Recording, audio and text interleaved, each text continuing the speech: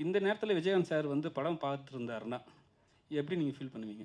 என்னை கூப்பிட்டு நிச்சயமா முதுகுல தட்டி கொடுத்து, அதற்காக ஒரு ஸ்பெஷல் மீல்ஸ் எனக்கு குடுத்துருப்பாரு, எங்க அண்ணன்.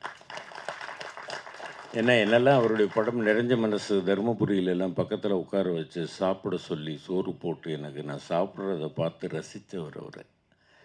அதே மாதிரி எங்க சிவாஜி அப்பா, எங்க பிரபுண்ணா, அவங்களுடைய குடும்பம். எனக்கு மெயினா இவங்க 2 பேர். நான் மகன்ட்ட அதான் சொன்னேன். நான் ஃபர்ஸ்ட்டு வந்து இந்த இது நம்ம இது பேரு டைட்டில் ரிலீஸ் பண்ணும்போது, நான் சொன்னேன் எங்க அப்பா வீட்ல வச்சு தான் ரிலீஸ் பண்ணணுன்ட்டு அங்க போனோம்.